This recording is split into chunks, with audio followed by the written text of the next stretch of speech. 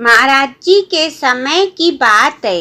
एक मुस्लिम औरत डेरे आया करती थी। एक बार उसने महाराज जी से कहा, तब संगत इतनी नहीं हुआ करती थी। महाराज जी से बातचीत करना सरल था। उसने महाराज जी से कहा कि महाराज मुझे खुदा का नाम बताएं। महाराज जी उसे देखते समझ गए कि ये कोई मुसलमान औरत है। महाराज जी ने कहा, देखो बीबा, आपके घर वाले एतराज करेंगे। उसने महाराज जी से कहा, महाराज मैंने क्या गलत कहा? हमें आपसे खुदा का नाम ही तो पूछ रही हूँ। महाराज जी ने माई हुसैनी की सच्ची लगन को देखते हुए उसे खुदा का नाम भी बताया और साथ में दया और प्रेम का तिनका भी दे दिया। माई हुसैनी के पिछले जन्म के भक्ति के संस्कार थे। बिना नागा अभ्यास करने लगी। जब भी माई हुसैनी डेरे आया करती, सब सत्संगी महाराज जी से मिलने के लिए लाइन में बैठते। माई हुसैनी को वक्त मिलता उस समय एक काशी का पंडित डेरे आया हुआ था। उसने सोचा कि यह मुसलमान औरत, अनपढ़ औरत क्या बाबा जी से पूछती होगी। एक दिन माई हुसैनी बाबा जी से मिलने आई तो पर्दे के साथ लग कर देख रहा है और सुन रहा है।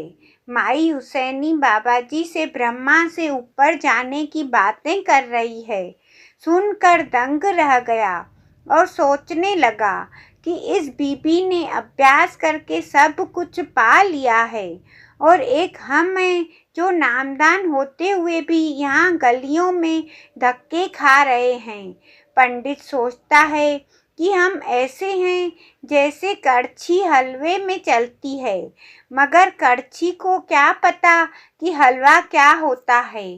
लज्जित होकर बाहर आ गया। थोड़ी सी सेवा करने पर, थोड़ा सा सिमरन करने पर और सत्संग सुनकर हम सोचते हैं कि हम सत्संगी हैं, हम दूसरों से अलग हैं, हमें मुक्ति के बारे में पता है। बाकी सब लोग अनपढ़ और गैर सत्संगी हैं, मगर प्रीत कहाँ है? जब तक हमारी आँखों से उस गुरु के मिलाप के आंसू नहीं निकलते, वैराग के आंसू नहीं निकलते, दिखावे के नहीं, हमारी प्रीत अनेक अनेक नालियों से बह रही है। एक नाली है पैसे की प्रीत की, एक नाली है बच्चों से प्रीत की, एक काम की, एक क्रोध की, अनेकों अनेकों नालियों से हमारी प्रीत बह रही है। आप सोचो हमारा काम कैसे बनेगा? इन सब नालियों के आगे विवेक का पत्थर लगाना पड़ेगा।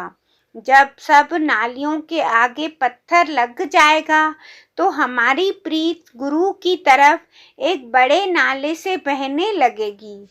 फिर हमारे विचारों की शून्यता में सिर्फ गुरु गुरु ही रह जाएगा। करनी हमने करनी है, दया मेहर सतगुरु ने करनी है। राधा स्वामी जी।